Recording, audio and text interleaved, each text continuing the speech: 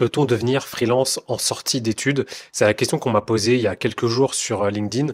Et d'ailleurs, je me rends compte que vous êtes nombreux, en tout cas, vraiment les jeunes diplômés, vous êtes nombreux à vous poser la question, est-ce qu'on peut se lancer en freelance dès maintenant? Je viens d'avoir mon diplôme, je veux me lancer. Est-ce que je me lance tout de suite ou alors est-ce que j'attends de faire plusieurs années avant de me lancer?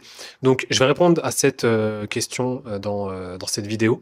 Euh, Déjà, dans un premier temps, oui, tu peux te lancer. Oui, c'est possible de finir tes études et de te lancer en freelance. Tu peux même te lancer en freelance pendant tes études. Ça va dépendre bien évidemment des différents corps de métier.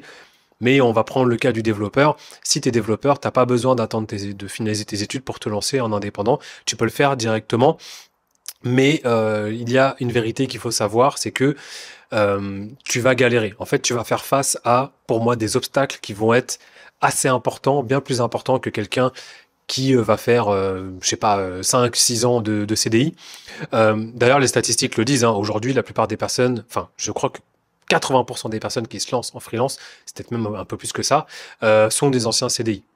Donc, ça montre que globalement, le parcours, on va dire, classique, c'est de passer par le salariat.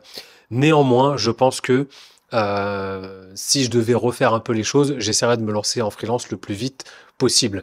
Alors, pourquoi c'est difficile de te lancer en freelance quand tu sors des études ou quand tu es dans les études? C'est que tu vas partir de zéro.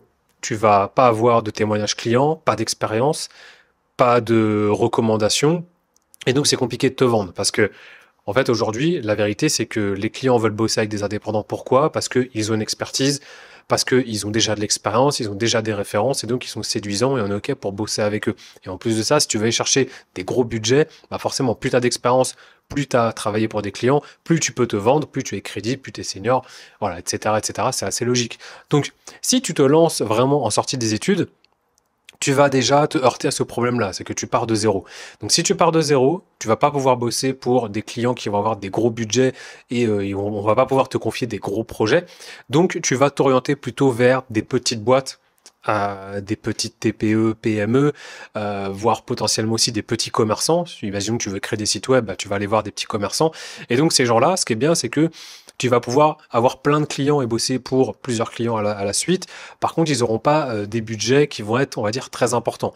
Mais l'objectif quand tu démarres une carrière, c'est pas de commencer tout de suite à vouloir avoir, on va dire, des budgets qui vont être énormes, mais ça va être déjà de faire ton expérience, de faire ton CV. Donc, tu vas bosser pour des petits clients et ces clients-là, ce qu'ils vont te faire aussi, c'est au niveau de la tarification en général. Tu vas pas faire, par exemple, moi je parle beaucoup de TJM, tu vas pas pouvoir les facturer 500 euros par jour. Tu vas plutôt faire ce qu'on appelle du forfait. Tu vas leur vendre un package. Je te dis un exemple. Je sais pas, tu vas voir demain un grand restaurateur et tu vas lui dire, bah voilà, je vais refaire ton site web, etc. Bah le mec il va te dire, ok. Combien tu me prends pour faire un site web? Et tu vas pas lui dire, bah, ça me coûte 300 euros par jour et je vais bosser 10 jours sur ton site. Ça marche pas comme ça. Lui, il va te dire, en gros, je veux un prix fixe.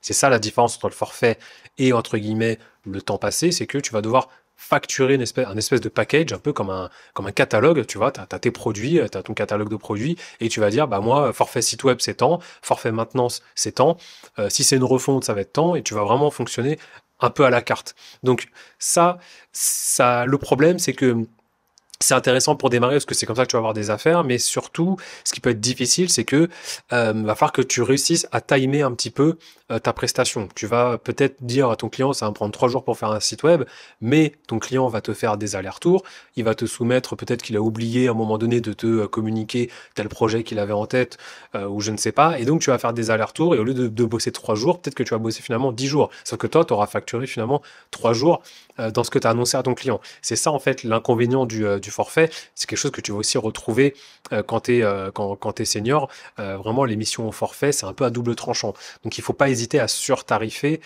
pour être rentable. Donc c'est les difficultés auxquelles vraiment tu vas faire face. Euh, la stratégie vraiment, c'est de prendre plusieurs clients.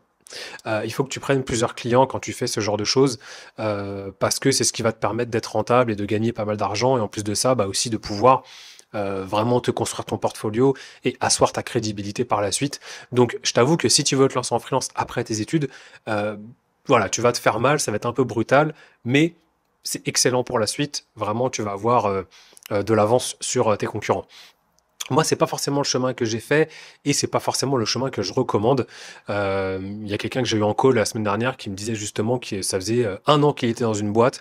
Il bossait justement dans une banque à Paris et il disait qu'il voulait se lancer en freelance. Et en fait, je lui ai dit que moi, j'allais pas l'accompagner parce que je pense que c'est bien de faire 3 ans dans une grande boîte, par exemple, ou dans une PME, parce qu'en 3 ans, il peut se passer beaucoup de choses. Déjà, 3 ans, tu as une expérience confirmée, tu as déjà livré plusieurs projets, tu as bossé potentiellement pour plusieurs sections de l'entreprise. Et en plus de ça, en 3 ans, ce que je dirais, c'est déjà si tu es sur LinkedIn et que tu commences à ajouter tous tes collègues, tu récupères des témoignages, tu commences à communiquer un petit peu sur ce que tu fais, en 3 ans, tu peux avoir déjà un réseau, tu peux avoir des clients, tu peux avoir des références, tu peux déjà afficher du coup un logo sur ta page et commencer à te vendre. Et le chemin est beaucoup plus facile en fait quand quand tu arrives sur le marché du freelancing et tu as déjà une expérience, c'est beaucoup plus facile de se vendre et de trouver des clients. Donc moi, ma reco, elle se rend plutôt sur cette méthode-là qui est d'abord de passer par le CDI pour ensuite se lancer en freelance. C'est à mon sens beaucoup plus facile. Alors le CDI d'ailleurs, moi ce que je recommande c'est de passer par des cabinets de recrutement ou des ESN, donc des ESN, ce qu'on appelait anciennement SS2I, qui vont justement en fait embaucher des consultants en masse et qui vont vous placer chez des clients. C'est vraiment quelque chose qui est un peu brutal, c'est pas hyper confortable de travailler dans cet environnement-là, mais pour le coup, encore une fois, il faut raisonner avec l'objectif. Là, l'objectif c'est de faire son expérience pour ensuite se lancer en indépendant et pour pouvoir justement commencer à facturer cher. Donc c'est plutôt ce que je ferais.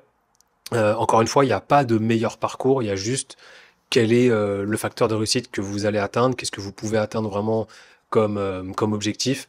Si vous avez la dalle et que vous voulez vraiment vous faire mal, bah, allez-y directement après les études, lancez-vous, allez chercher plutôt des petits budgets, des petites boîtes.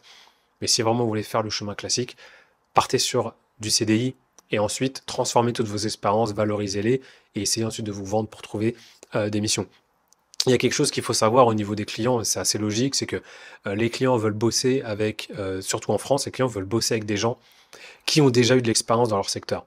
Je vous donne un exemple. Typiquement, je sais pas, demain vous allez travailler dans l'automobile. Si vous avez, je sais pas, vous êtes développeur ou chef de projet par exemple, et que vous n'avez jamais bossé dans l'automobile, c'est pas qu'il va pas vous prendre, c'est juste que le marché aujourd'hui est tellement tendu que pourquoi il va s'embêter à prendre quelqu'un comme vous, qui a pas d'expérience dans l'automobile, alors qu'il y a 10, 15 autres freelances qui, eux, ont déjà des expériences, je sais pas moi, chez Renault, chez BMW, et qui en fait vont faire le job mieux que vous, enfin peut-être pas mieux que vous parce qu'ils sont pas plus compétents, mais en tout cas, ils ont déjà de l'expérience. Donc en fait, le client, ça va le rassurer. Parce que le client, il n'a pas envie de s'embêter à expliquer comment c'est le monde de l'automobile, comment ça fonctionne, etc., etc. C'est pour ça que 80% des gens passent d'abord par le CDI et ensuite vont se lancer en indépendant parce qu'une fois qu'ils ont acquis l'expérience, bah, ils peuvent continuer dans cette voie et se spécialiser.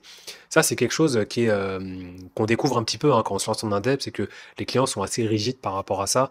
Si vous voulez bosser dans le luxe, bah en fait, il faut déjà que vous ayez au moins une expérience dans le luxe, sinon ça va être très difficile pour vous d'y accéder. Donc voilà, c'était un peu comme ça. Donc voilà, c'était un peu comme ça, pardon, que je voulais aborder un peu ce sujet-là. D'autant plus aussi un autre avantage, c'est que si vous commencez par la case CDI, vous avez des possibilités de faire de la démission reconversion et de toucher des aides comme par exemple l'ARE, l'ACRE. On est dans un pays en France où on a quand même beaucoup d'aides si on est éligible, bien sûr. On a beaucoup d'aides si on peut se lancer en indep et toucher du chômage et avoir une sécurité. Donc voilà, encore une fois, c'est beaucoup moins brutal que de se lancer directement après les études. Donc moi, c'est l'option que je choisirais.